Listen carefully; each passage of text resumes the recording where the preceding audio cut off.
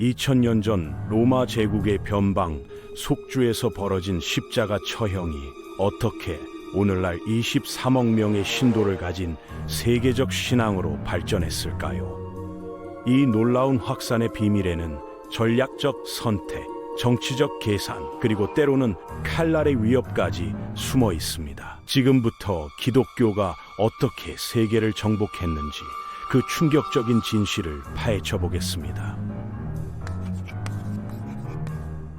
서기 30년경 예수라는 이름의 유대인이 예루살렘에서 십자가에 못 박혀 처형당했습니다. 역사학자들은 이 사건 자체의 실존성에 대해서는 거의 이견이 없어요. 문제는 그 이후였죠. 소수의 추종자들이 그의 부활을 주장하며 움직이기 시작했습니다. 이들 중 가장 중요한 인물은 놀랍게도 처음에는 기독교를 박해했던 사울, 즉 후에 바울로 알려진 인물이었어요. 바울의 회심은 기독교 역사의 가장 극적인 순간 중 하나입니다. 서기 36년경 다마스쿠스로 향하던 길에서 그가 경험한 환상은 단순한 개인적 체험을 넘어 세계사를 바꾼 사건이 되었거든요. 왜 바울이 그토록 중요했을까요? 그는 기독교를 유대인만의 종교에서 보편적 종교로 탈바꿈시켰기 때문입니다. 할례나 유대 율법 준수 같은 장벽을 제거하며 누구나 쉽게 접근할 수 있는 신앙으로 만들었던 거예요. 바울의 선교 여행은 전략적 천재성을 보여줍니다. 그는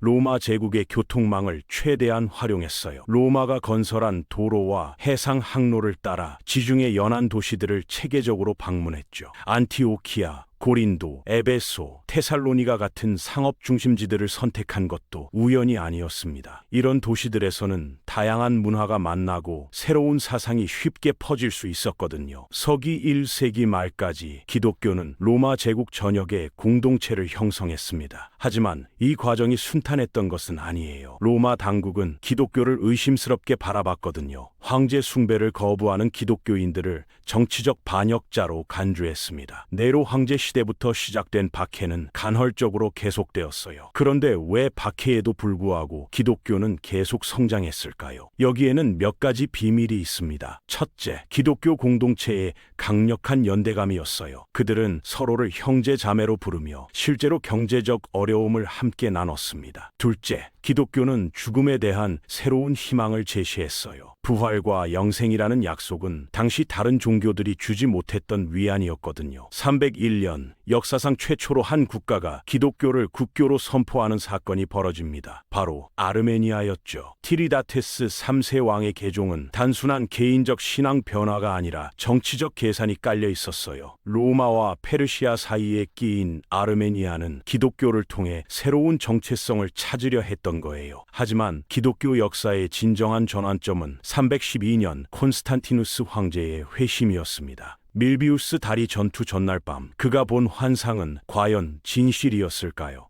많은 역사학자들은 이것이 정치적 계산의 결과였다고 봅니다. 당시 기독교인들은 로마 제국 인구의 약 10마이 15%를 차지했는데 이들은 매우 조직적이고 충성도가 높았거든요. 콘스탄티누스는 이 세력을 자신의 편으로 끌어들이려 했던 것이죠. 313년 밀라노 칙령의 발표는 기독교사의 혁명을 가져왔습니다. 갑자기 박해받던 종교가 합법적 지위를 얻게 된 거예요. 하지만 이것이 기독교에게 축복만은 아니었어요. 국가의 후원을 받게 되면서 기독교는 내부 분열과 권력 투쟁에 휘말리게 됩니다. 325년 니케아 공의회는 이런 혼란을 정리하려는 시도였습니다. 약 300명의 주교가 모인 이 회의에서는 그리스도의 본성을 둘러싼 치열한 논쟁이 벌어졌어요. 아리우스파는 그리스도가 하나님보다 낮은 존재라고 주장했고 정통파는 그리스도와 하나님이 동등하다고 맞섰죠. 결국 정통파의 승리로 끝났지만 이 논쟁은 수세기 동안 계속되었습니다. 380년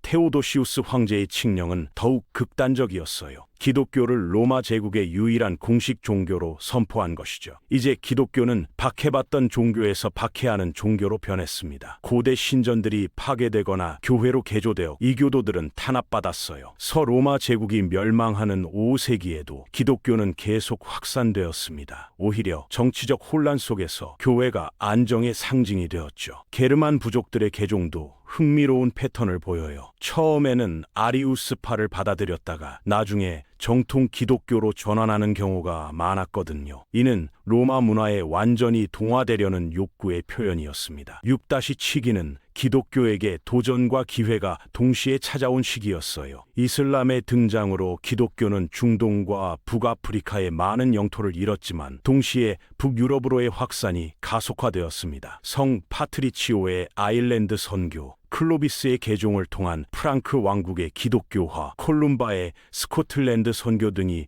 연이어 일어났죠. 8세기 샤를마뉴의 등장은 기독교 확산에 새로운 차원을 더했습니다. 그는 정복과 개종을 동시에 추진했어요. 작센족에 대한 강제 개종은 특히 잔혹했죠. 이교도 의식을 행하면 죽음으로 처벌했거든요. 800년 교황으로부터 받은 황제 대관은 기독교와 세속 권력의 결합을 상징하는 사건이었습니다. 9-11세기는 왕들의 개종 시대라고 부를 수 있어요. 덴마크의 하랄 블루투스, 폴란드의 미에슈코, 키이우의 블라디미르, 노르웨이의 올라프, 헝가리의 이슈트반 등 연이은 왕들의 개종이 유럽 지도를 바꿨습니다. 이들의 개종은 대부분 정치적 동기가 강했어요. 기독교 유럽과의 동맹을 통해 자국의 지위를 높이려 했던 거죠. 1095년 시작된 십자군 전쟁은 기독교 확산사에서 가장 논란이 많은 장입니다. 교황 우르바누스 2세의 호출에 응답한 수십만 명의 기독교인들이 성지 회복을 위해 동방으로 향했어요. 제1차 십자군의 성공으로 예루살렘 왕국 등 십자군 국가들이 건설되었지만 이는 일시적이었죠. 200년 후 모든 십자군 국가는 무슬림 세력에게 다시 정복당했거든요. 하지만 십자군 전쟁의 진정한 의미는 다른 곳에 있었습니다. 이베리아 반도에서의 국토 회복 운동과 북유럽에서의 북방 십자군이 더 큰 성과를 거뒀어요. 1492년 그라나다 함락으로 이베리아의 기독교 재정복이 완료되었고 발트해 연안의 이교도들도 기독교화되었습니다. 1453년 콘스탄티노플 함락은 동방 기독교에 큰 충격을 주었어요. 비잔틴 제국의 멸망으로 제2의 로마가 사라지자 러시아가 제3의 로마를 자처하며 정교회의 수호자 역할을 맡았습니다. 이는 후에 러시아의 팽창주의 이데올로기가 되었죠. 대항해 시대는 기독교 확산의 새로운 장을 열었습니다. 1482년 포르투갈인들이 콩고에 도착하면서 아프리카 서해안에 기독교가 전파되기 시작했어요. 1492년은 기독교사에서 이중적 의미를 갖는 해입니다. 그라나다 함락으로 이베리아의 재정복이 완료된 바로 그 해에 콜럼버스가 아메리카에 도착했거든요. 아메리카에서의 기독교 전파는 폭력과 강제를 동반했습니다. 스페인의 새로운 스페인에서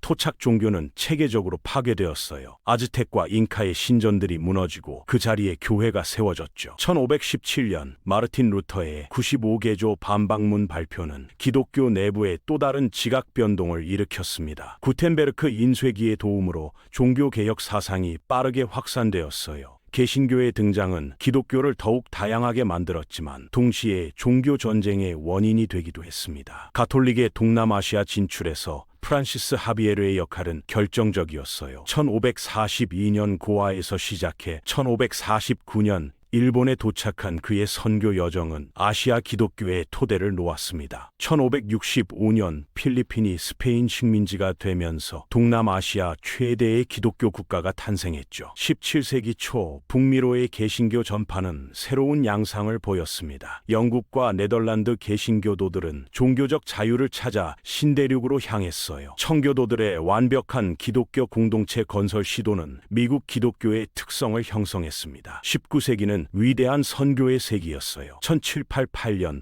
호주에 기독교가 도착한 것을 시작으로 1797년 런던 선교회의 폴리네시아 파송, 1814년 사무엘 마스들의 뉴질랜드 첫 설교 등이 연이어 일어났습니다. 남태평양 섬들에서 기독교는 놀라운 성공을 거뒀어요. 인도에서 근대 선교의 아버지 윌리엄 캐리의 활동은 전설적입니다. 그가 성경을 7개 인도 언어로 번역한 것은 언어학적으로도 큰 업적이었어요. 이 시대의 영웅 선교사들은 모험가이자 탐험가였습니다. 데이비드 리빙스턴의 아프리카 탐험, 아도니람과 앤 저드슨의 버마 선교, 메리 슬레서의 나이지리아 활동 등은 선교사를 낭만적 영웅으로 만들었죠. 1884년 미국 장로교인들의 한국 도착은 동아시아 기독교사의 중요한 순간이었습니다. 서양 의학과 교육을 함께 가져온 이들의 선교 방식은 큰 성공을 거뒀어요. 오늘날 한국인의 약 30%가 기독교인인 것은 이때의 성과입니다. 1880년대 아프리카 분할은 기독교 확산에 결정적 영향을 미쳤어요. 1914년까지 아프리카 대륙의 90%가 유럽 식민지가 되면서 기독교도 함께 들어왔습니다. 식민 지배와 기독교 전파가 동전의 양면처럼 진행된 것이죠. 중국에서는 격렬한 저항이 일어났습니다. 의화단 운동으로 수천 명의 중국 기독교인이 살해당했어요. 하지만 1900년 이후 광범위한 선교 활동으로 1945년에는 약 400만 명의 중국인이 기독교로 개종했습니다. 20세기 공산주의의 등장은 기독교의 새로운 도전이었어요. 소련과 동유럽 공산 정부들은 교회를 해체하고 종교 활동을 억압했습니다. 하지만 기독교는 놀라운 회복력을 보였어요. 공산 정권이 무너지자 교회들이 다시 부활했거든요. 오늘날 기독교는 전 세계 인구의 약 3분의 1인 23억 명의 신도를 가진 최대 종교가 되었습니다. 거의 모든 나라에 기독교인들이 살고 있어요. 2000년 전 유대 변방에서 시작된 작은 운동이 어떻게 이런 거대한 종교가 될 수 있었을까요? 그 비밀은 기독교의 적응력에 있었습니다. 각 문화와 시대에 맞게 자신을 변화시키는 능력, 정치 권력과의 전략적 제휴, 그리고 무엇보다 보편적 메시지의 힘이었죠. 사랑과 구원이라는 메시지는 시대와 문화를 초월해 인간의 마음을 움직였어요. 물론 이 과정에서 폭력과 강제, 문화 파괴도 있었습니다. 기독교의 확산사는 빛과 그림자가 공존하는 복잡한 이야기예요. 하지만 부인할 수 없는 것은